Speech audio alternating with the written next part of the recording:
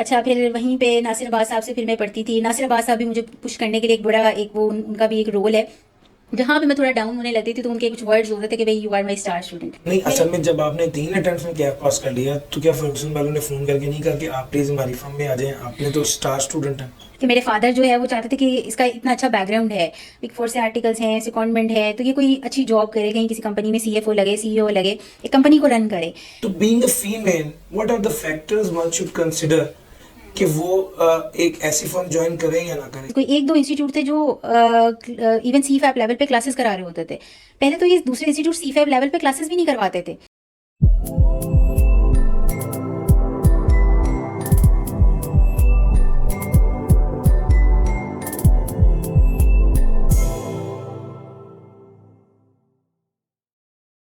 अस्सलाम वालेकुम। क्या चार्टर्ड अकाउंटेंसी प्रोफेशन गर्ल्स के लिए है और क्या गर्ल्स अपना हिजाब करते हुए भी इस प्रोफेशन में आगे बढ़ सकती हैं? ये एक बहुत कॉमन क्वेश्चन है जो बेटियां नॉर्मली टीचर से पूछ रही होती हैं या पेरेंट्स टीचर से पूछते हैं कि हम अपनी बेटी को सीए करवाएं, भाई हम दीन पे कॉम्प्रोमाइज़ नहीं करेंगे। सर ये एक टॉपिक है जिसके लिए हमारे पास एक आइडियल पर्सनैलिटी है जिन्होंने ना सिर्फ सीए बिग फोर से क्वालिफाई किया बल्कि ख़ुद आई कैबिनेट मैनेजरियल पोजीशन पर हैं। आज हमारी गेस्ट हैं, उन्होंने इस पॉडकास्ट को क्रिएट किया है। हम वेलकम करेंगे मैम फरहत रज़ाक को। अस्सलाम वालेकुम। वालेकुम अस्सलाम। आपका बहुत शुक्रिया, आप अपने मुसलसल से वक्त निकाला। और जैसे ही मैंने आपको ये बात कही कि मैम इस तरह से हम ये पॉडकास्ट करना चाह रहे हैं जिसकी थीम ये है, तो आपने फौरी तौर पे कहा कि मैं ज़रूर चाहूँगी कि बच्चियों को गाइड किया जाए। आपका बहुत शुक्रिया। अच्छा, नहीं कोई बात नहीं, मैं वाकई ये चाह रही थी कि इस चीज़ में जो है बच्चियाँ जिस तरह से मुझे चैलेंजेस आए हैं, तो मैं चाहती हूँ कि कुछ बच्चियों को थोड़े चैलेंजेस पता लगें और उनको भी एक इंस्पिरेशन मिले कि ये चीज़ ऐसा नहीं है कि आप करियर को छोड़ दें और बिल्कुल दीन अलहदा हो जाता है, ये दुनिया अलहदा हो जाती है। तो हम दोनों चीज़ों को साथ चला के भी अपने करियर में भी एक्सेल कर सकते हैं और अपने दीन को भी साथ लेके चल सकते हैं। अच्छा, सबसे इंस्पायरिंग बात यह है कि एक तो दीन को साथ चलाना, फिर सिर्फ दीन नहीं चलाना, फैमिली को भी साथ चलाना, जॉइंट फैमिली में भी रहना, हस्बैंड के साथ भी टाइम स्पेंड करना, जॉब भी करना, बच्चों को भी संभालना और इस सारी चीज़ों को बखूबी अंजाम देना, इसके लिए तो आपको सलूट है। Thank you. लेकिन मुझे नहीं लगता कि मुझे लगता है कि शायद ये चीज़ें जो हैं टाइम के साथ साथ सीख जाता है बंदा, लेकिन थोड़ा उसमें काउंसलिंग की ज़रूरत होती है, आपको मेंटोर चाहिए होते हैं। साथ साथ अगर आपको एक पुश करने वाला एक आपको साथ मिलती रहे चीज़, और साथ डेफिनेटली अल्लाह ताला को तो आपने छोड़ना नहीं है उस चीज़ में।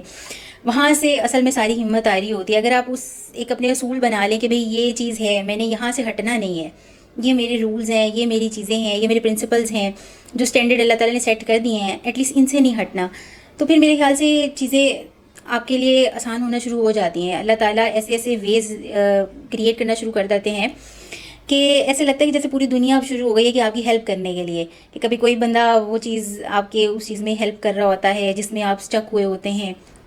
तो मुझे लगता है इंशाल्लाह ताला हम इस चीज़ के ऊपर डिस्कस करते हैं कि क्या चीज़ें हैं जो इंशाल्लाह अगर हम उसको कोप अप कर लें तो हम आगे बढ़ सकते हैं और उन चैलेंजेस को जो है वो इग्नोर करते हुए या अवॉइड करते हुए, आप कह लीजिए कि उसको फेस करते हुए हम आगे बढ़ें और अपनी जो हमारा बेसिकली पर्पस है और अल्लाह ताला ने भी हमें बताया है तो हम उसको अचीव कर सकें इंशाल्लाह। जी मैम, मैं तो यही कहूँगा कि आप शरिया कंप्लाइंट फीमेल चार्टर्ड अकाउंटेंट है माशाल्लाह। शुरू करते हैं आपके बेस से कि सर जब आपने मैम शुरू किया अपनी एजुकेशन मैट्रिक से पहले, क्या आप शुरू से ही लाइक स्टूडेंट थी और आपने क्या कहते हैं शुरू से ही आपके ग्रेड्स बहुत अच्छे थे? और क्या मैट्रिक किया या ओ लेवल किया? और क्या शुरू में प्लान था सीए का? थोड़ा अपना सीए से पहले का जर्नी प्लीज़ थोड़ा सा बताइए। अच्छा, मैं कोई इस तरह से नहीं आप कह सकते कि बहुत, जैसे आप कह लें कि एक्स्ट्रा ऑर्डनरी जिस तरह से बच्चे होते हैं कि बहुत टैलेंटेड, बहुत इंटेलिजेंट। मैं समझती हूँ इंटेलिजेंट इज़ समथिंग एल्स, हाँ, लेकिन हार्ड वर्किंग और कंसिस्टेंसी बड़ी इंपॉर्टेंट होती है।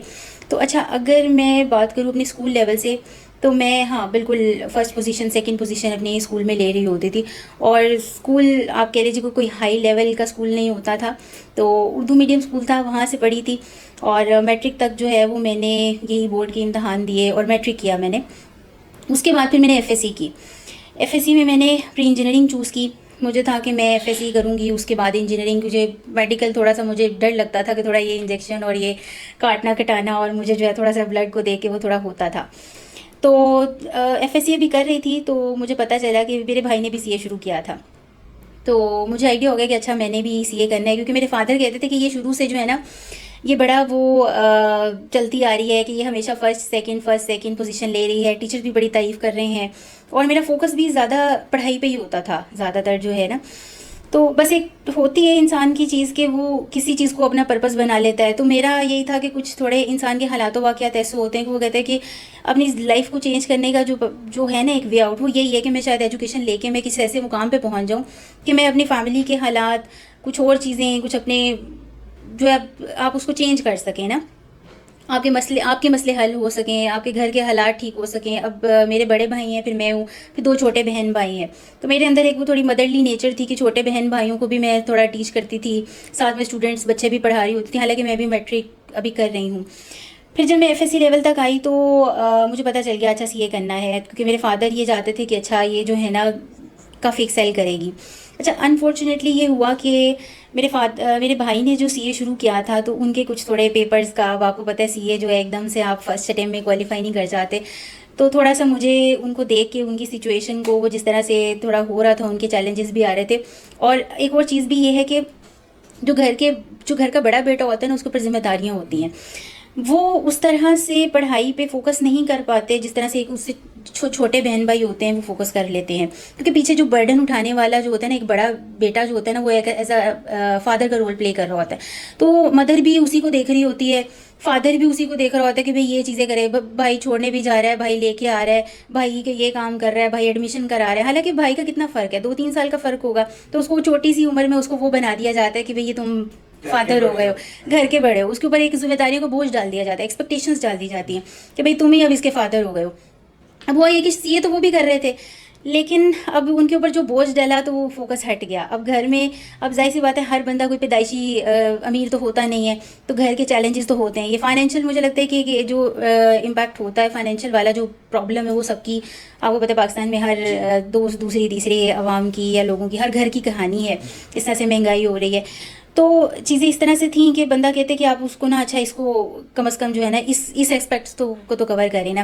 जैसे ये मुझे एक ऐसी चीज़ नज़र आती थी कि जो फाइनेंशियल एस्पेक्ट से भी बड़ी थोड़ी वो थी, किसी और एजुकेशन में शायद मुझे उस तरह से वो प्रोस्पेक्ट्स उसके नज़र नहीं आ रहे थे।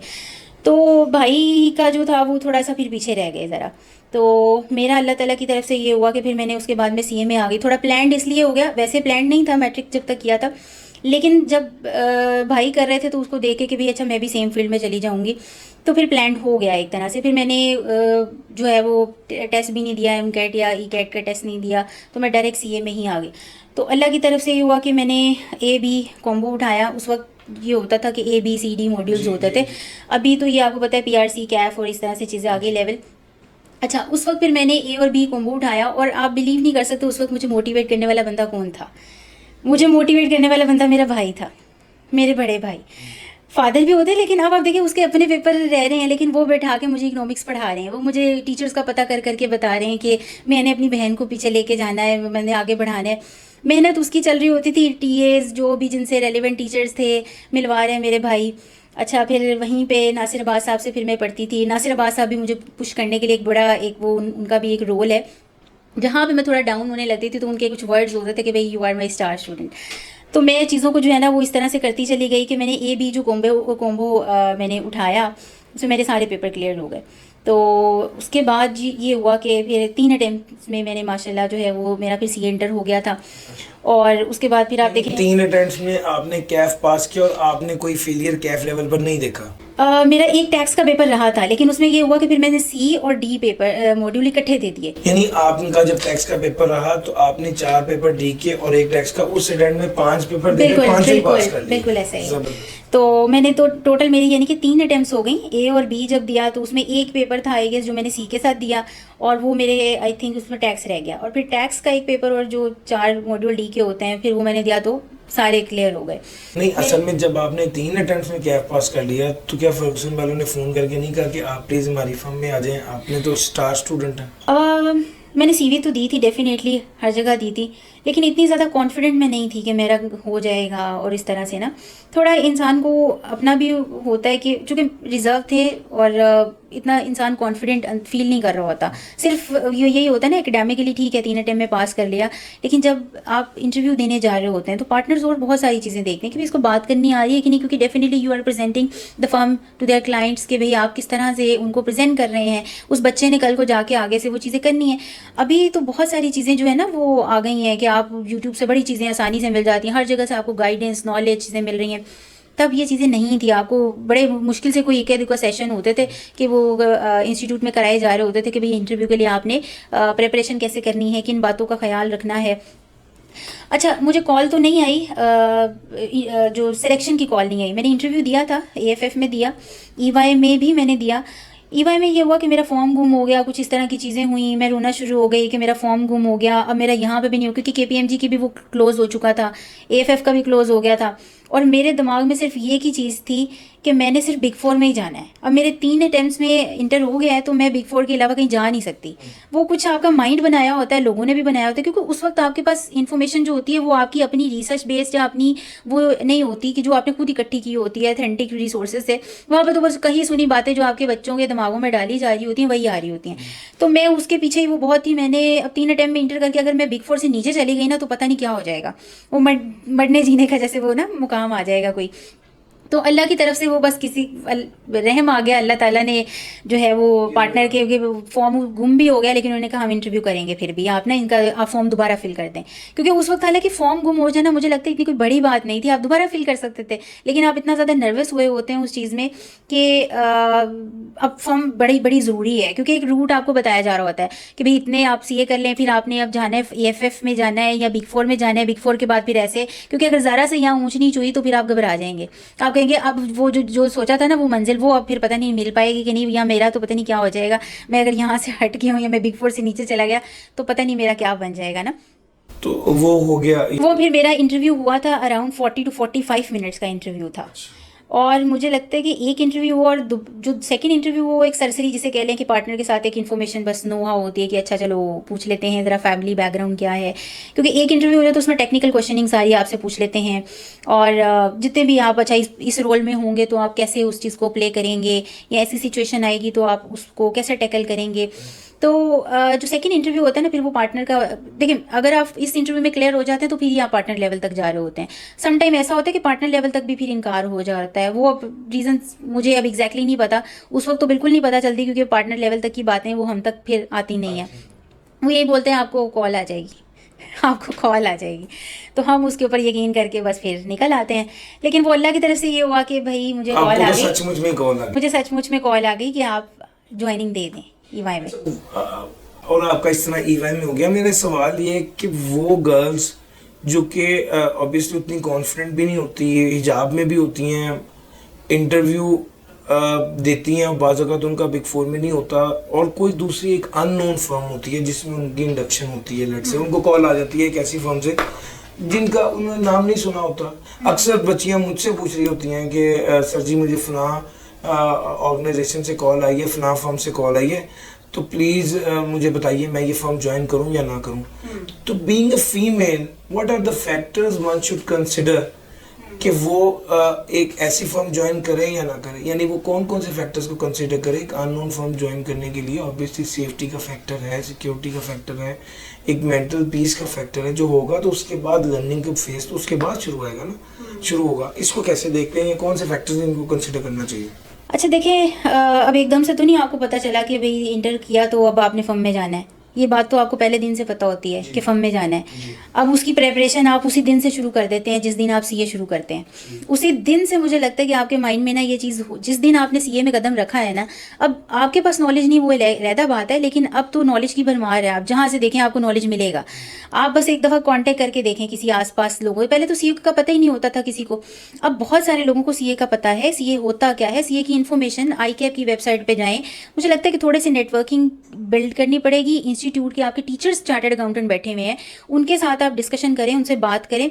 और एक तो वो ये होगा कि आप जब आपको पता होगा पहले दिन से कि मैंने जाना तो फर्म में ही है ना, उसकी प्रिपरेशन जब फर्स्ट डे से हो रही होगी तो आप डेफिनेटली पहले दिन से अपनी कम्युनिकेशन स्किल्स पे भी काम कर रहे होंगे। ज़्यादा नहीं, कहीं ना कहीं किसी हद तक आपके माइंड में ये होगा। फिर दूसरा ये कि आपको पता है कि आपने जितना जल्दी अपने कैफ के पेपर पास करेंगे तो आप उसमें जाएंगे। अच्छा, उसके बाद जब आप आते हैं कि भाई अब एक्चुअली में अब मैंने फर्म सेलेक्ट करनी है, फर्म की आप जैसे बता रहे हैं कि भाई कॉल है कि मुझे किस फर्म में जाना चाहिए। अच्छा, अब इसमें ना लड़कियों के लिए थोड़े से रेलेवेंट फैक्टर्स होते हैं। आप देखें कि एक तो जाहिर सी बात है कि यूसीआर रेटेड फर्म को वो कर रहे होते हैं कि थोड़ा इन्वायरमेंट भी वहाँ पे फिर प्रोफेशनल होगा।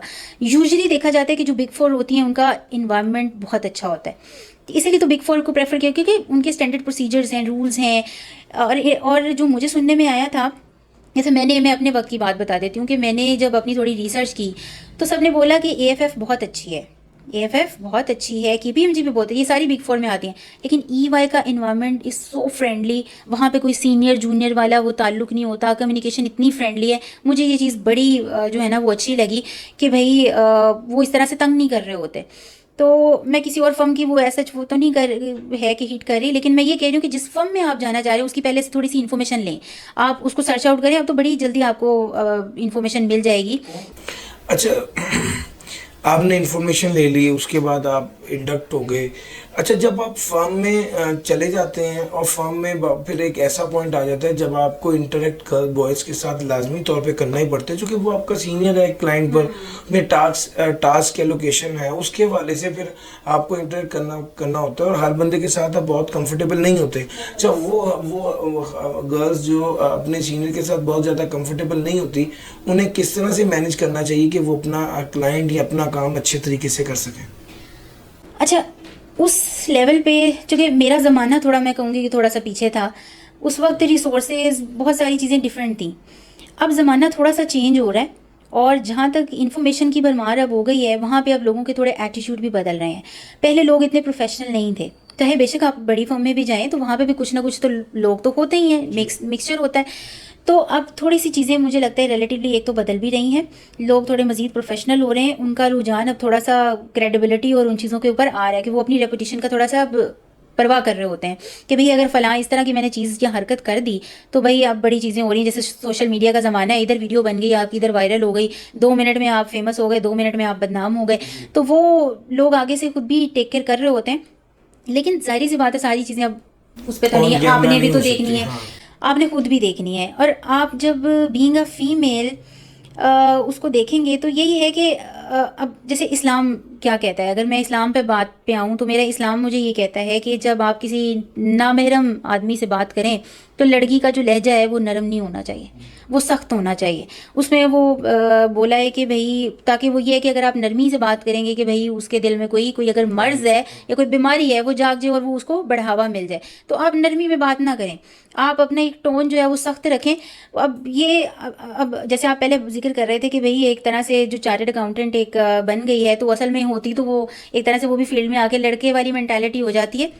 लेकिन मुझे ऐसे लगता है कि अल्लाह ताला ने जब ये बात कर दी तो वो सिर्फ एक स्पेसिफिक फील्ड की बात नहीं हो रही, वो ये हो रही है कि आप जिस भी प्रोफेशन में आप जब घर से बाहर चली गई है एक दफ़ा लड़की, आप इंटरेक्ट कर रही हैं दुनिया से, आप मर्दों से इंटरेक्ट कर रही हैं, तो अब आपका लहजा नरम नहीं होना चाहिए, अब आपके लहजे में इतनी सख्ती होनी चाहिए। जब आपका अपना लहजा सख्त हो जाएगा ना, मुझे नहीं लगता कोई आपको हिम्मत करेगा कोई अप्रोच करने की, या कोई इवन फ़ोन नंबर ही मांग ले तो उसको फ़ौरन जो है वो जवाब दे दें। अब मैं ये कहती हूँ कि ये सिर्फ उस लेवल पे ये बात नहीं हो रही, ये आपको आगे भी काम आएगी जब आपके सिर्फ फर्म लेवल पे ही सीनियर जूनियर ऐसे नहीं होंगे, या जब आप आगे जॉब पे जा रहे होंगे वहाँ पे भी बहुत सारी ऐसी चीज़ें होती हैं कि जो आपको ऐसे लोग मिल जाते हैं कि जो थोड़े टॉक्सिक होते हैं और आपको समझ नहीं लग रही होती क्या क्या करें। तो बीइंग अ फीमेल जो उनके फिर चैलेंजेस होते हैं वो आगे अगला बंदा समझ नहीं रहा होता कि भाई इसकी ये प्रॉब्लम है, तो वो कहते हैं कि भाई लड़की होने का क्रेडिट ले रही है, ये कहती है कि भाई लड़की है तो चलो मुझे अब मज़ीद मिल जाए कॉम्पनसेशन, कुछ मिलते हैं आपको, इस तरह के भी लोग मिल जाते हैं। लेकिन उसमें यही है कि अपने आप को थोड़ा सा सख्त जान बना ले, किसी की बातों पे रोना नहीं है, क्योंकि ये फेज़ आता है कि बाज़ औक़ात सीनियर इतना थोड़ा सा आपको तंग कर देते हैं मेंटली आपको इतना ज़्यादा कर देते हैं कि अच्छा से अच्छा बंदा जो है ना वो शैटर हो जाता है। कुछ लोग होते हैं ऐसे, जो गलती आपकी थोड़ी सी होती है लेकिन वो जानबूझ के आपको वो इस तरह से करके मज़ा लेने के लिए कि भई अब इस माहौल में कैसे, अब ये तो रो पड़ेगा, ये रो पड़ेगी, वो देखने के लिए वो इंजॉय कर रहे होते हैं उसकी इमोशन को कि वो रो रही है तो चलो इसको ज़रा इंजॉय करें। तो वो अपने आप को थोड़ा सख्त जान बनाए। जब एक दफ़ा आपने डिसीजन कर लिया है कि मैंने अब मेल डोमिनेटिंग फील्ड में आना है, अब सोसाइटी में अब आप आ गए, अब मुआशरे में आपने कदम रख दिया हुआ है घर से बाहर निकल के, तो अपने आप को तो फिर मजबूत करना पड़ेगा आपको, और अपने अपने ऊपर काम करना पड़ेगा। अपनी आवाज़ को ज़रा थोड़ा वो रखें और किसी को मौका ही ना दे कि भाई वो आपके ऊपर कोई बात करने की हिम्मत भी कर ले। और अगर कोई इस तरह की कोई चीज़ करे तो उसी वक्त उसको या तो रिपोर्ट करें, उसको शटअप कॉल दें, और कोई भी आपका जो सीनियर लेवल का बंदा है उनसे डिस्कस कर लें। जिसको डेफिनेटली जब आप फर्म में जाते हैं तो कोई ऐसा तो होता नहीं कि बिल्कुल ही आप अनजान हैं या कोई भी बंदा आपके साथ है ही नहीं, किसी से तो एटलीस्ट आप डिस्कस कर सकते हैं ना। और अब जो ज़माना आ रहा है, जिस तरह से चीज़ें अब चल रही हैं, टेक्नोलॉजी भी आ रही है और दुनिया मुझे लगता है कि अब जिस तरह से एक्सप्लोर कर रही हैं और टूवर्ड्स ये अपनी वो प्रोफेशनलिज्म की तरफ जा रही है, ये चीज़ें आई थिंक अब कम होना शुरू हो जाएंगी और हो भी रही हैं।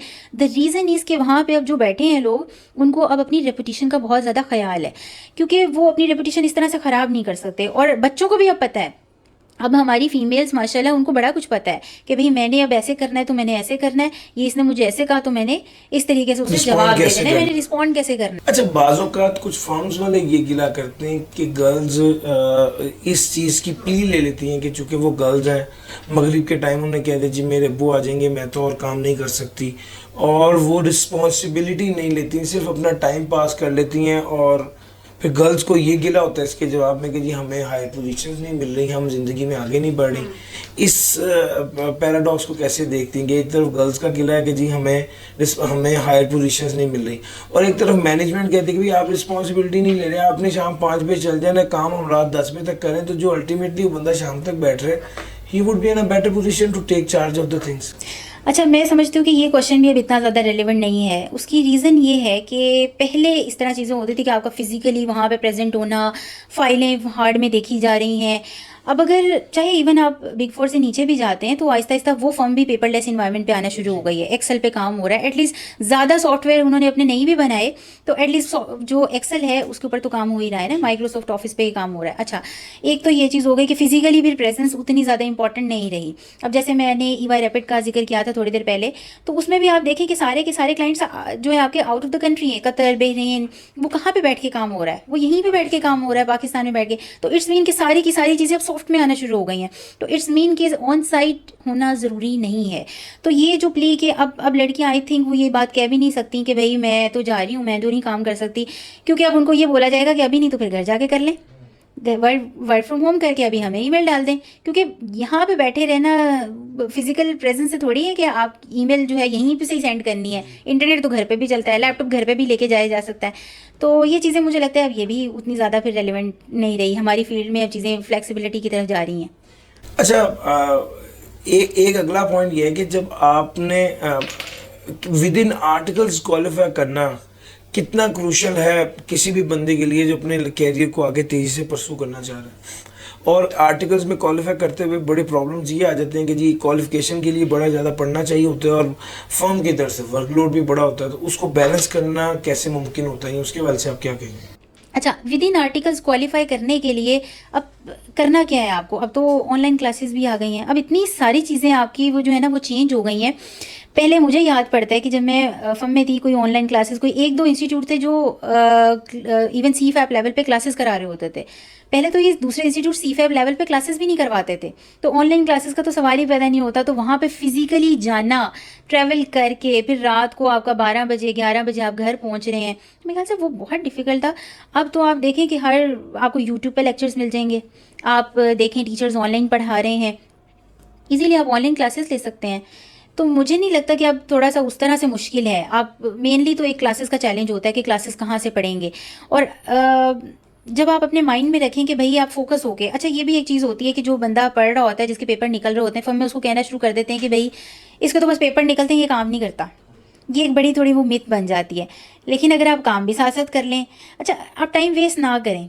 कुछ ऐसा भी होता है कि आपके सीनियर्स वगैरह मूवीज़ डाउनलोड की होती हैं लैपटॉप में और मूवीज़ देखी जा रही हैं, और आप उस टाइम पे पढ़ भी सकते हैं। और मैं जब क्लाइंट पे जाती थी, ऐसा नहीं है कि आप बस दिन रात क्लाइंट पे बैठ के तो लगे हैं काम करने के लिए, आपको बहुत सारा टाइम वहाँ पे भी मिल जाता है, आपको 2 घंटे एटलीस्ट मिल जाते हैं कि आप रास्ते में सफ़र कर रहे हैं, आप अपनी बुक डाउनलोड कर लें सॉफ्ट में, मोबाइल पे उसको लेक्चर्स रिवाइज करना शुरू कर दें।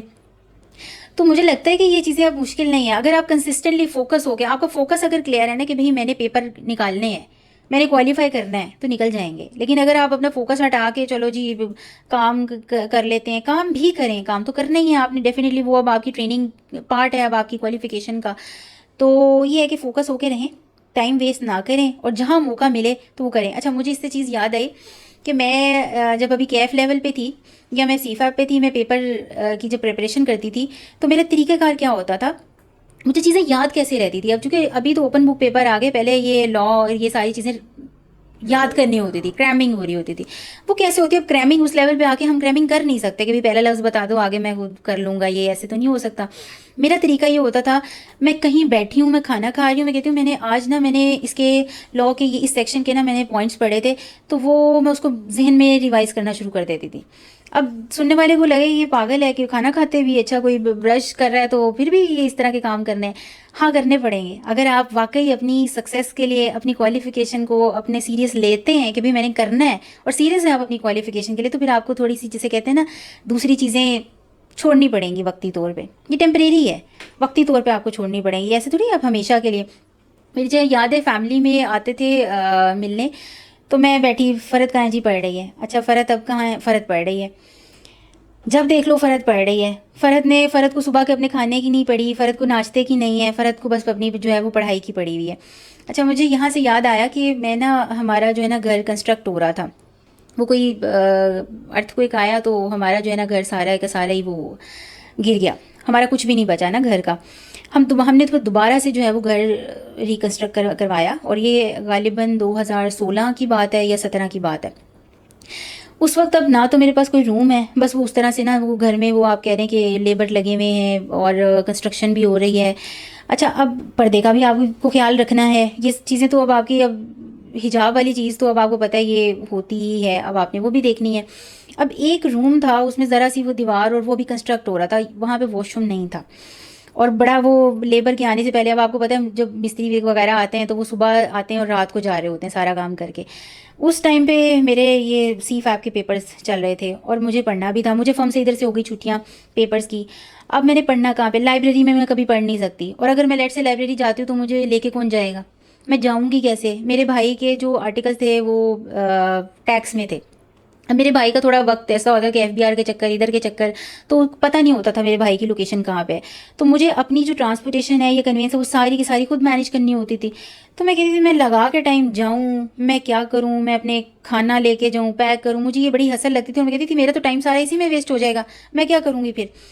फिर मैं ये करती थी कि सुबह लेबर के आने से पहले पहले तकरीबन सुबह 5-6 बजे मैं उस रूम में चली जाती थी जहाँ पे ना वॉशरूम है ना पंखा लगा हुआ है, और मैं अपनी किताबें वहाँ रख लेती थी। और ये जेन्युइन बातें, और मेरी बहन, मेरे भाई, मेरी फैमिली इस चीज़ की गवाह है। कैसे मेरी बहन मुझे देख रही होती थी, बाजी कुछ तो खा लो। मेरी छोटी बहन 3 साल मुझसे छोटी है, अब तो माशाल्लाह उसकी भी शादी हो गई, वो चली गई आउट ऑफ कंट्री।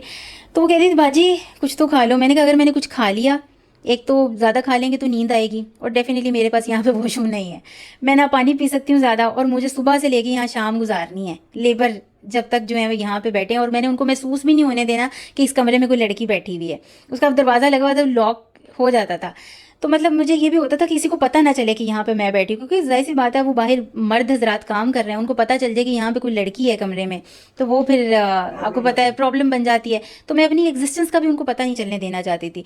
तो वो यही कहा कि भाई इस कमरे को ना खोलें, इसमें हमने कुछ सामान रखा हुआ है, इसको ना करें। तो मैं बड़ी उस वक्त जो है वो मैंने किया, और मैंने कोई 2 या 3 पेपर दिए और अल्लाह ताला ने वो निकाले। मुझे लगता है कि सीए नहीं, हर फील्ड, आप डॉक्टर बन रहे हैं, आप कुछ भी कर रहे हैं, आपकी अपनी स्ट्रगल्स कितनी है, आपकी अपनी नीयत कितनी है, उस साफ नीयत कितनी है उस चीज़ को लेके, आप अपने मुझे लगता है साफ नीयत बड़ी मैटर करती है। साफ नीयत, आपका पर्पस क्या है, आप क्यों वो काम कर रहे हैं, और क्या जेन्युइनली आप उस चीज़ को उतना टाइम दे रहे हैं, और साफ दिल से, ऑनेस्टी से, इंटेग्रिटी से आप अपने माँ बाप के वो पैसों की कदर कर रहे हो। तो क्योंकि मुझे ये एक बड़ा होता था, मैं हमेशा अपने अब्बू को कहती थी, क्योंकि फैमिली में एक फाइनेंशियल एस्पेक्ट तो था, तो वो कहते थे कि भाई लड़कियों को नहीं पढ़ाना चाहिए, एक तो इतने सारे पैसे सीए पे पैसे भी लगते हैं, तो मेरे अब्बू ने सबके अगेंस्ट जाके तो मेरा जब एडमिशन कराया तो मैं हमेशा अपने अब्बू को देती थी, मैं कहती थी अब्बू जी आप इतने सारे, अभी आज 70,000 दे दिया, आज 80,000 मेरी फ़ीस जमा करा दी। तो अब्बू कहते कोई बात नहीं कोई बात नहीं। तो मेरे जहन में होता था अच्छा मैंने इसका मतलब अब मैंने फ़ीस जमा करा दी है, तो मैंने अगर ये अभी ना पढ़ा, मैंने ना पास किया, यानी कि मेरे अब्बू को 70,000 ज़ाया हो जाएंगे। नहीं, मैं कहती थी कि वो मेरे अब्बू का जो 70,000 है ना, वो 60,000 50,000 वो बड़े अहम है मेरे लिए। वो पता नहीं उन्होंने किस तरह से कमाए हैं। और जब वो मुझे छोड़ने जा रहे होते थे कि मेरा मेरा लॉ का पेपर है, मुझे याद पड़ता है, वो धूप में बाहर खड़े, जून में आपके पेपर हो रहे होते हैं, रोज़ा था पहला, और मेरी अब्बू बाहर खड़े हुए हैं और मैं पेपर दे के आ रही हूँ और मेरे अब्बू बाहर रोज़े में खड़े हैं धूप में। तो क्या वो चीज़ें इसमें नहीं आती? वो सबकी मेहनत होती है। आज अगर एक बंदा क्वालिफाई कर रहा होता है, उसकी अम्मी, उसके अब्बू, उसके बहन भाई, उसकी अपनी स्ट्रगल्स, पता नहीं उसको उस बंदे को वहाँ तक पहुँचाने के लिए कितने लोगों ने पीछे से वो चीज़ें की होती हैं। आप यहाँ बैठे हैं, आपकी अम्मी ने आपको बड़ा किया, आपके अब्बू ने आपको वो फाइनेंशियल जो है वो स्ट्रेंथ दी, आपको एक दुनिया में चलने के काबिल बनाया कि भी बात कैसे करनी है। और आज मैं अगर इस लेवल पर लड़की हो के एक मेल डोमिनेटिंग सोसाइटी के अंदर और इस फील्ड के अंदर अगर मैंने एक्सेल की है, तो ये मेरी अम्मी की एक तो मेहनत है, मेरे अब्बू का ट्रस्ट है। कुजा, एक तरफ तो घर से बाहर निकलना आपके लिए मुश्किल है, एक तरफ आप कह रहे हैं कि एक ऐसे कमरे में जहाँ पे किसी को, जहाँ पे आस कमरा लॉक भी है और तब भी आपको एक इनसिक्योरिटी है कि आसपास किसी को पता ना चले। एक इस तरह की लड़की और सेकंडमेंट के लिए दुबई जाना, कि ये दो अलग-अलग चीज़ें हैं। उसकी क्या जर्नी है, क्या सोचा, कितनी बार इनसिक्योरिटी फील है, कितनी बार ये सोचा नहीं जाना और फिर चले गए, ये बताएं हमारी आने वाली बेटियों के लिए, ये बड़ा इंस्पिरेशनल होगा।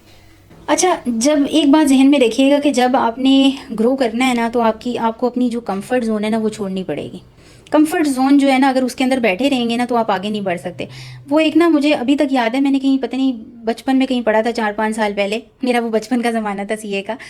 तो वो एक कोट थी, कोटेशन ये थी कि if it scares you it might be a good thing to try.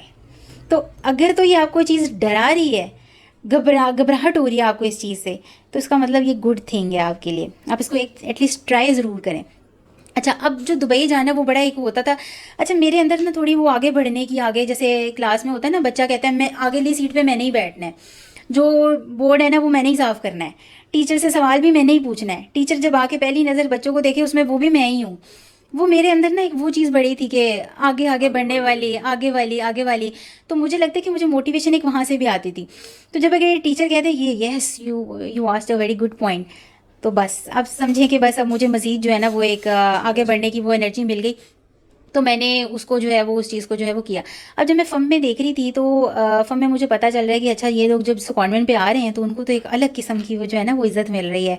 जब ये सेकंडमेंट से आते हैं तो उनका तो वो यार ये सेकंडमेंट करके आया है, ये अच्छा वहाँ पे बड़ा काम होता है, वो लड़कियाँ नहीं जा सकती सेकंडमेंट पे। मैंने कहा अच्छा ये बात है, लड़कियाँ नहीं जा सकती। तो फिर मैंने कहा मैं फिर यही काम करना है, मैंने जाना है। और फिर मैंने इंटरव्यू दिया, उसकी प्रिपरेशन की, और अल्लाह की मुझे ऐसा लगता है कि जब आप ना साफ नेक नियति से एक चीज़ के ऊपर सारा अपना फोकस लगा दें कि भाई ये चाहिए मुझे चीज़। अब जब देखें, जैसे मेरे बच्चे हैं 2, अब उन दोनों का तरीक़ेकार मैं क्या देखती हूँ कि मेरे बेटे को कोई चीज़ चाहिए, वो कहेगा ना मम्मा मुझे ये चीज़ ले दें, मैं कहूँगी कोई बात नहीं कल ले लेंगे। दोबारा कहेगा मम्मा मुझे ये चीज़ ले दें, मैं कहूँगी कोई बात नहीं। फिर मैं उसका असल में ना वो चेक कर रही हूँ कि वो किस हद तक इस चीज़ के लिए जो है ना वो ख्वाहिश कितनी ज़्यादा है, उसकी डिज़ायर कितनी है।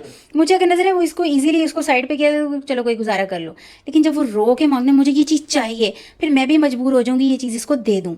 तो जब मैं अपनी पूरी एफर्ट लगा दूंगी और फिर बाद में मैं अल्लाह के आगे भी कह रही हूँ अल्लाह ताला कर दें इस चीज़ को, प्लीज़ कर दें अल्लाह ताला से रो के ऐसे करके कुछ करके ऐसे करें कि जैसे आप अपने माँ बाप से बात कर रहे हो, किसी चीज़ की रिक्वेस्ट कर रहे हो, दरख्वास्त कर रहे हो कि भाई मुझे ये चीज़ दे दें, मुझे चाहिए, तो अल्लाह ताला खुद ही आपके लिए हक में भी बेहतर बना देते हैं।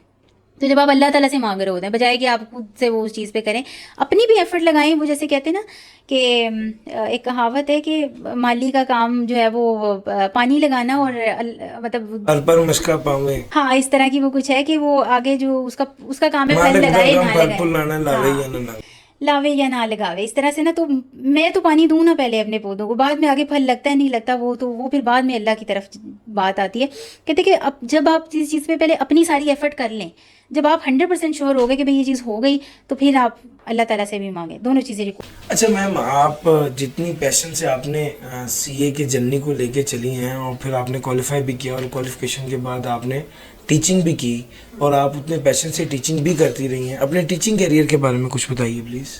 अच्छा, टीचिंग वैसे तो पैशन था मेरा, हमेशा से यही चाहती थी कि टीचर बनूं। जैसे मैंने पहले भी जिक्र किया था कि मेरे फादर जो है वो चाहते थे कि इसका इतना अच्छा बैकग्राउंड है, बिग फोर से आर्टिकल्स हैं, सेकंडमेंट है, तो ये कोई अच्छी जॉब करे, कहीं किसी कंपनी में सीएफओ लगे, सीईओ लगे, एक कंपनी को रन करे, कुछ बड़ा करे, कुछ पाकिस्तान में नाम पैदा करे। और मेरी सुई अटकी हुई थी टीचिंग के ऊपर कि मैं कहती थी कि भाई कोई मुझसे पूछे क्या बनना है, मैंने टीचर ही बनना है। तो मैंने जी टीचर बनना है, अब सीए करके मैंने सीए के बच्चों का टीचर बनना है। अच्छा, मुझे जो है वो फिर टीचिंग कर रही थी मैं, लेकिन मुझे फिर फैमिली की वजह से थोड़ी ब्रेक लेनी पड़ी। और दोबारा जब मैं टीचिंग में आने का सोच रही थी तो उस वक्त, अच्छा टीचिंग में ना एक चीज़ ये होती है कि एक दफ़ा आप टीचिंग में आए, मेहनत आपको बड़ी करनी पड़ेगी। शुरू के आपको 2-3 साल ऐसे लगाने पड़ेंगे कि शायद आपको कोई रिवॉर्ड उस तरह से नहीं मिल रहा होगा। आपको बच्चों का ट्रस्ट गेन करना पड़ेगा, आपको सिर्फ एफर्ट लगानी है। और देखने में लगता है कि भाई ये जॉब है जी, बस पढ़ा दिया ख़त्म हो गई, ये फुल टाइम जॉब होती है। इसमें बच्चों की क्यूरीज आ रही होती हैं, बच्चों के लिए आपको फुल टाइम अवेलेबल रहना पड़ता है। अब जब मैं दोबारा इस फील्ड में आने की कोशिश में थी कि मैं दोबारा सीए टीचिंग में आऊँ, तो मुझे नज़र आया कि भाई मार्केट मज़ीद थोड़ी टफ हो गई है। अच्छा, अब जब दोबारा एंट्री ले रही हूँ, वो पहली एंट्री से भी टफ हो गई थी, क्योंकि अब टीचर्स बहुत ज़्यादा आ गए हैं। अब आपको उस लेवल की एफ़र्ट नहीं, उससे बहुत ज़्यादा लेवल की एफ़र्ट चाहिए।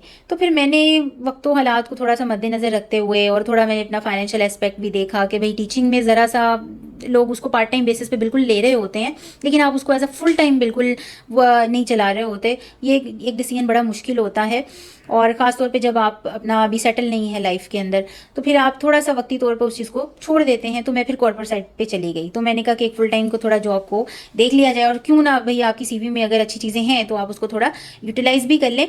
तो आएंगे इंशाल्लाह, टीचिंग में भी आएंगे, क्योंकि बच्चे तो मेरे आते ही रहेंगे सीए में, तो इंशाल्लाह ये चीज़ तो चलेगी। मैंने अपना माइंड में एक बनाया हुआ है कि जो बच्चियाँ आएंगी तो उसको करना है कि भी उनको एक सीए की टीचर मिले, फीमेल जो अवेलेबल हो उनके लिए।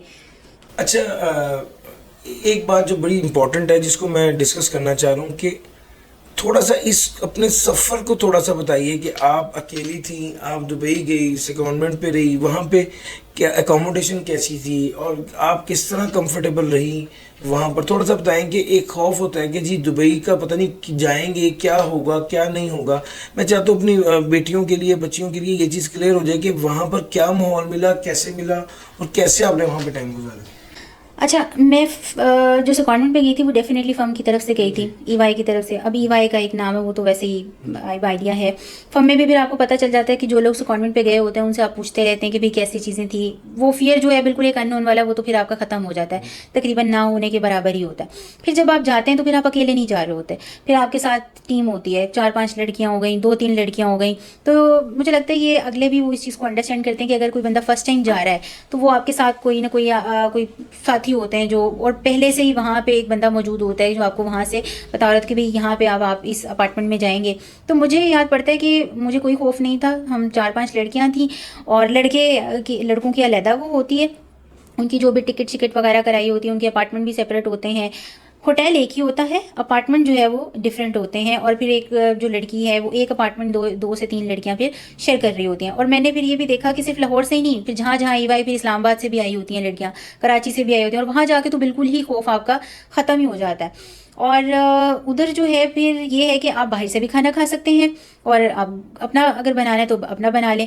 उसमें ये है कि जो आपकी ट्रैवलिंग है, जिस तरह से आप पाकिस्तान में आप कर रहे होते हैं ट्रैवलिंग, और आपको ट्रांसपोर्टेशन वो मिल रही होती है फर्म की तरफ से, तो वहाँ पे अकोमोडेशन और ट्रांसपोर्टेशन, ये दोनों चीज़ें आपको जो है वो मिल रही होती हैं आपकी फर्म की तरफ से।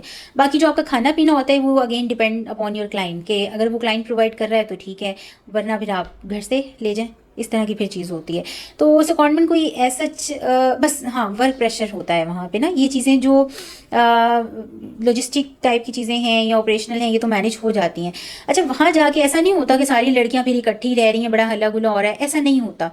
वो किसी और क्लाइंट पे चली जाती है, वहाँ पे जाके पता चलता है कि भाई उसकी एलोकेशन किसी और मैनेजर के साथ हो गई है, उसकी किसी और डिपार्टमेंट में हो गई है।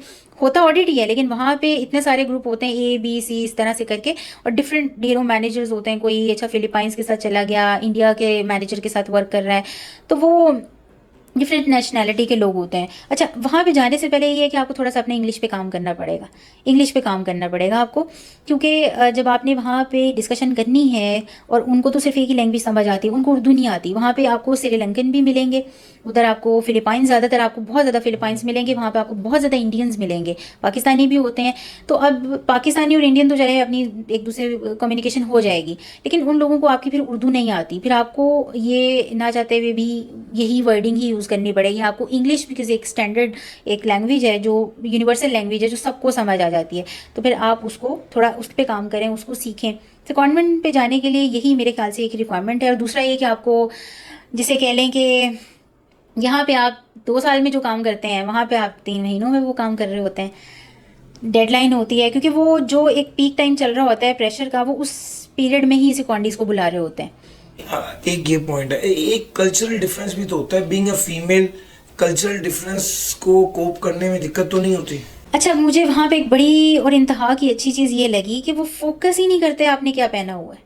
वहाँ पे हर बंदा डिफरेंट नेशनैलिटी से बिलोंग कर रहे हैं। किसी ने स्कर्ट पहनी हुई है, अपना उनका ड्रेस है, मुस्लिम्स हैं तो उनका अपना ड्रेसअप है। जैसे मैं फुल टाइम अपने, जब मैं फ़र्स्ट टाइम भी गई हूँ, और सेकंड टाइम तो मैं वेल में थी। फर्स्ट टाइम जब मैं गई तो मेरा वही उसी तरह अबाया है, और वो बॉदर ही नहीं करते कि भाई आपने नकाब किया है या आपने क्या पहना है। नहीं, आपने नकाब किया हुआ है और आप दुबई में काम कर रही हैं, तो आपको, जिस तरह मुझे लगता है कि पाकिस्तान में ये नकाब करना थोड़ा सा, इसको ना इसको ऐसे कह लीजिए जैसे कि डिफरेंट नॉर्मली ज़रूर है, ये नॉर्मल नहीं है। अच्छा, दुबई में भी ये नॉर्मली है, लेकिन एटीट्यूड का फ़र्क होता है। दुबई में शायद एक्सेप्टेंस ज़्यादा हो गया एज़ कम्पेयर टू पाकिस्तान, आप ये कह रहे हैं? बिल्कुल, वो रिस्पेक्ट करते हैं इस चीज़ को, और मैं हैरान हूँ कि वो इस चीज़ को देख के उसको रिस्पेक्ट कर रहे होते हैं, इज्जत दे रहे होते हैं कि एक बंदा अपनी नॉर्म्स के ऊपर स्टिक है, वो कहीं पे भी जा रहा है, वो अपने कल्चर को भी रिप्रेजेंट कर रहा है, अपने रिलीजन को रिप्रेजेंट कर रहा है, अपने कंट्री को रिप्रेजेंट कर रहा है। तो वो इस चीज़ को रिगार्ड करते हैं कि बंदा अपनी आइडेंटिटी को जो है वो पीछे नहीं छोड़ रहा, और उस चीज़ को आगे लेके चल रहा है। तो पाकिस्तान में आपने बिल्कुल ये सही बात की। और मैं इसमें थोड़ा ऐड भी ये करना चाहूँगी कि मैंने जब सीए क्वालिफाई कर लिया था, तो मैंने आपको बच्चे बताया, उसके बाद ही मैंने प्रॉपर जो है वो एक वेल शुरू किया। तो मुझे 1.5 साल लग गया था इस पे स्टिक रहने पे, इस पे एडजस्ट होने पे। बड़ा डिफ़िकल्ट एक फ़ेज़ था मेरे लिए। तो जहाँ पे आपको पता चल रहा है कि अब जब आपने क्वालिफाई कर लिया है, अब एक ऐसी मेहनत आपने करी जिसका रिवॉर्ड लेने का टाइम आ गया है, असल में जिसका फल खाने का वक्त आया है। उस फल खाने के वक्त में अब आपने निकाब शुरू कर लिया है, और वो अब निकाब एक ऐसी हर्डल बन गई है जहाँ पे कंपनी फ़ौरन मुंह पे आपको बता रही है कि ये जो चीज़ है ना, ये उतार के आएँ तो आपको अभी जॉब दे देते हैं। 2 से 3 क्लाइंट ऐसे जो मैंने खुद ईवाई में किए थे, और जहाँ पे मेरे जहन में था कि इधर मेरी जॉब जो है ना वो पक्की हो जाएगी, ऐसा मैंने सीनियर कराए। तो जब वहाँ पे सीवी दी गई तो वो नकाब वाले अलाउड नहीं है, बिल्कुल वहाँ पे एक्सेप्टेंस नहीं थी।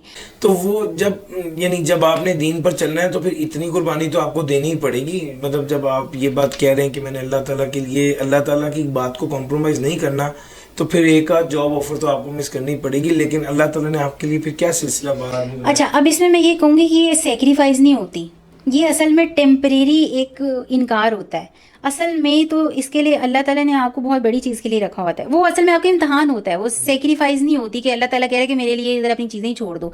अल्लाह ताला ने अब आपको देना है, उस वक्त पे आपको पहले तो अभी आजमा रहे, पहले देख रहे हैं अल्लाह ताला कि किस हद तक तुम मेरे लिए जो है ना वो कर सकते हो। कि जैसे मैं इसकी एग्जांपल दूँ तो मैंने जब क्वालिफाई किया, मेरी सेरेमनी थी कॉन्वोकेशन की, और मैं रॉयल पाम में एंटर हो रही हूँ, और उस वक्त मैंने निकाब की चूँकि प्रैक्टिस शुरू कर दी हुई थी। तो जिसको फ़रहत, जिसको सारे जानते हैं बाय फेस, ये फ़रहत है, ये फ़रहत है, अब उसको अपना आईडी कार्ड दिखाना पड़ रहा है। अब अपना उसको कार्ड दिखा के, जी मैं फ़रहत हूँ, और कोई वो अच्छा आप फ़रहत हैं, यकीन नहीं हो रहा ना। तो बड़ा चैलेंजिंग था कि वो उस दिन का, जिस दिन सबको इंतज़ार होता है, और उस दिन पे आपने अपना चेहरा छुपा के तो अब आप सबके सामने आ गए, और टीचर्स भी आपको पहचान नहीं रहे। वो एक जो नज़र होती है देखने वाली, जो जिस तरह से वो देख रहे होते हैं, वो बर्दाश्त नहीं होती उस मौके पे जहाँ पे आप चाहते हैं कि आपको रिकग्नाइज़ किया जाए और आपको सारे जाने कि भाई आज तो मैंने सीए कर लिया, और सारे मुझे देखें कि भाई मैंने तो सीए कर लिया है। तो वहाँ अब आपको लोग जान नहीं रहे और पहचान नहीं रहे, तो बड़ा मुश्किल। और फिर मैं जब घर आई तो मुझे हुआ कि यार अब नहीं हो पा रहा। फिर थोड़ा दिल को समझाया, फिर थोड़ा आगे बढ़ी। फिर इसमें नासिर अब्बास साहब का भी एक बड़ा रोल है कि उन्होंने मुझे गाइड किया इस चीज़ पे कि आपने रहना है, जैसे मैंने पहले जिक्र किया ना, आपकी लाइफ में कोई मेंटोर होने चाहिए। तो आप बजाय कि चीज़ें छोड़ छाड़ दें, और जैसे अक्सर औकात होता है कि इंसान डिप्रेशन में आके सुसाइड की तरफ उसका दिमाग जा रहा होता है, क्योंकि इंसान का दिमाग बड़ी एक अनोखी चीज़ है, उसको कहीं से कहाँ पे लेके चला जाता है, तो वो बिल्कुल एक्सट्रीम पे ले जाता है उसको। जहाँ पे खुशी इतनी एक्सट्रीम पे फील कराता है, वहाँ पे दुख भी इतनी एक्सट्रीम पे फील कराता है कि इंसान कहता है कि अब कुछ नज़र नहीं आ रहा। तो मैंने कहा भाई अब कुछ नज़र नहीं आ रहा, मेरा सब कुछ ख़त्म हो गया, अब कुछ भी नहीं बचा, अब ना जॉब मिलेगी, अब कुछ भी नहीं होगा। फिर एक पुश, अगेन मैंने आपको बताया एक पुश चाहिए होता है। फैमिली में अगर साइड पे देखे तो मेरी छोटी बहन थी एक पुश देने के लिए इस साइड पे, क्योंकि उसने मुझसे पहले ये प्रैक्टिस शुरू कर दी हुई थी। और अगर मैं फील्ड वाइज देखी हूँ, क्योंकि डेफिनेटली ये चीज़ अगर आपको फील्ड का बंदा समझाएगा ना, तो वो चीज़ आपको जल्दी समझ आएगी, आपके लिए एक्सेप्टेबल भी जाए, एक्सेप्टेबल हो जाएगी, क्योंकि आपको समझ आती है। फिर मैं कहती थी कि नहीं, मेरी बहन को क्या पता मेरे क्या चैलेंजेस हैं, वो मेरी फील्ड से थोड़ी है, वो कोई प्रोफेशनल थोड़ी है, उसको क्या पता। फिर जब टीचर ने समझाया, अच्छा फिर मुझे ये भी हुआ ये तो मेल है, इनको क्या पता, अब ये क्या है। फिर मैंने कोई यूट्यूब पे कोई स्कॉलर नहीं छोड़ा जिसकी मैंने ये देखी हो कि क्या निकाब फ़र्ज़ है। बड़े लोगों ने मुझे कहा कि ना, आप निकाब फ़र्ज़ नहीं होता, ये तो आप अपने ऊपर जो है ना वो एक जुल्म कर रही हैं, आप अपने आप को इस चीज़ के लिए रिस्ट्रिक्ट कर रही हैं। तो मैंने कहा अच्छा, और बड़े मौके आए कि जहाँ पे मैं डगमगा सकती थी और मैं छोड़ सकती थी इस चीज़ को। तो मेरी नज़र में एक वीडियो गुजरी, मुफ्ती मेंग का आपको पता होगा। अच्छा, उन स्कॉलर ने क्या बात की कि किसी ने सवाल पूछा कि आप बताएं कि क्या जो चेहरे का पर्दा है वो फ़र्ज़ है या मतलब फ़र्ज़ नहीं है। तो उन्होंने कहा कि देखिए इसका कोई प्रॉपर जवाब नहीं है, लेकिन मुझे इतना पता है कि आप जिस भी लेवल पे हैं ना अभी, आप अगर दुपट्टा कर रही हैं तो आप दुपट्टे से नीचे मत जाएं, अगर आप अबाया पहन रही हैं और हिजाब कर रही हैं आप उससे नीचे मत जाएं। अब उन्होंने वो डिफरेंट अंदाज से बात की थी, तो वो इसी तरह से उसका जो मफहूम था कि भाई उससे नीचे मत जाएं जो भी आप कर रहे हैं। तो मैंने देखा कि मैं सिर्फ एक वेल नहीं कर रही, तो कि उन्होंने बोला कि भाई इससे ऊपर जा सकते हैं, उसमें ऊपर जाएंगे तो वो तो फिर आपका फिर वो अल्लाह ताला की तरफ से ही है ना। एक तो मुझे ये चीज़ मिली अपने जो मेरे पर्दे और निकाब को जो सपोर्ट करती थी। दूसरी मुझे ये चीज़ मिली कि जब मैं कुरान पाक में अगर आप सूरह नूर पे आए, सूरह नूर और आपकी दो तीन सूरतें हैं जो आपकी इसके ऊपर पर्दे के ऊपर हैं, उसमें उन्होंने कहा कि जो औरतें हैं वो अपनी चादरें लटका लें, और मुसलमान औरतें और नबी अकरम सल्लल्लाहु अलैहि वसल्लम की जो हमारी उम्महातुल मोमिनीन से बोला गया, तो कुछ लोग ये भी कहते हैं कि वो तो उनके लिए बोला गया, हमें तो नहीं बोला गया कि वो चादरें लटकाएं और ऐसे। अच्छा, मैंने कहा यहाँ से तो भी समझ नहीं आ रही कि चेहरे का है या नहीं है इस तरह से। फिर उसमें ना कुछ बात हुई कि चेहरा छुपाने की, आप चेहरे के ऊपर वो थोड़ा ढक लें, इस तरह से कर लें। फिर मुझे थोड़ी इंडिकेशन मिली कि अच्छा यहाँ से है कि चेहरे को छुपाना चाहिए। अच्छा, फिर एक तीसरी इंडिकेशन ये हुई कि जब आप रिश्ता देखने जाते हैं, रिश्ता देखते हैं, तो हदीस भी है ना कि आप लड़का लड़की पहले एक दूसरे को देख लें, तो इसमें कोई कबाहत नहीं है अगर आप शादी की नीयत से उसके कर रहे हैं तो। अच्छा, उसमें मैंने देखा कि हम सबसे पहले फोकस किस चीज़ को करते हैं, फेस को, चेहरे को, हम बाकी चीज़ें साइड पे। क्यों बोला गया कि भाई पहले देख लें? ये नहीं बोला गया, हो सकता था कि हमें पता चल जाए वो दीन में लड़की अच्छी है, इतनी क्वालिफाइड है, उसकी सीवी दे दी जाए कि भाई इस तरह से वो तो अच्छी है, तो हम कहें कि जी चलो जी शादी कर लें। लेकिन फिर भी कहा गया कि देख लें। क्यों? क्योंकि चेहरा बड़ा इंपॉर्टेंट चीज़ है, और सारी की सारी आपकी जो अट्रैक्शन होती है, सारे आपकी जो चीज़ें होती हैं वो आपके फेस पे होती हैं। फेस सब कुछ आपको बता देता है। फिर मुझे वहाँ से मैं क्लियर हो गई कि अगर मेरा फेस नज़र आ रहा है और वो अट्रैक्शन क्रिएट कर रहा है, तो मुझे उसको फिर छुपाना चाहिए। तो फिर मैं इस चीज़ पे थोड़ा सा स्टिक हो गई। डेफिनेटली देखिए, इख्तलाफात हर जगह होते हैं, मैं उन चीज़ों पे नहीं जा रही, मैं तो सिर्फ अपना एक एक्सपीरियंस शेयर कर रही हूँ कि किस चीज़ ने मुझे कन्विंस किया। अब हाँ, एक बात अगर जिसने मुझे कन्विंस कर दिया शायद आपको ना कर पाए, किसी और को कन्विंस नहीं कर पाएगी, तो वो चीज़ मेरे लिए कितनी बड़ी और कितनी अहम, कितनी मेरे दिल को लग गई। बाज़ औक़ात पूछते कि ऐसी क्या चीज़ थी कि जिसने तुम्हें कन्विंस कर दिया कि भाई तुम नकाब ही कर लो उठ के और इस तरह से। तो बस मुझे भी समझ नहीं आता, मैं कहती हूँ पता नहीं वो अल्लाह ताला की तरफ से एक लम्हा था कि बस मैंने सोचा कि मैंने करना है, तो बस मैंने करना है। तो उस वक्त जो है हालांकि इतनी ज़्यादा समझ नहीं लगती थी कि किस तरह से इसको जो है वो कैरी करना है। फिर इसमें बड़े इसके अपने सेपरेट चैलेंजेस होते हैं, आपने खाना पीना करना है, आपने प्रोफेशनल लाइफ में आपने जब आगे बढ़ना है। अच्छा, एक और इसमें चीज़ होती है कि जो आपकी जो ख़वातीन होती हैं ना, जो दूसरी ख़वातीन होती हैं, वो इस चीज़ को सपोर्ट नहीं कर रही होती। जो दूसरी ख़वातीन से मुराद है कि जो ये इस चीज़ को प्रैक्टिस नहीं करती, उस पर मैं ये बोलूँगी कि आपने डिसहार्ट नहीं होना। अच्छा, अब जो लड़कियां पर्दा कर रही हैं उनके लिए ये एडवाइस है कि आपने भी पर्दा करके दूसरों को गुनहगार नहीं समझना शुरू कर देना। ये बड़ा एक इम्पॉर्टेंट बात है कि भाई जब जब लड़कियां इस चीज़ को प्रैक्टिस करना शुरू कर देती हैं और वो कहती हैं कि भाई हमसे तो अब कोई अच्छा ही नहीं है, और वो फिर दूसरी लड़कियों को बड़ी, अब वो उनको बड़ी बुरी तरह से देखना शुरू कर देती हैं। तो तकब्बुर तो फिर सबसे पहले शैतान ने किया था। तो अगर तुमने पर्दा करके इस्लाम पे चल के तो तुमने तकब्बुर ही करना है, तो फिर दीन तो दाखिल नहीं हुआ तुम्हारे अंदर। आई कैप में जॉब करना, खुद आई कैप का मेंबर होते हुए अपने अंदर एक बड़ी प्रेस्टिजियस बात है, और एक मैनेजरियल जॉब करना टेक्निकल साइड पर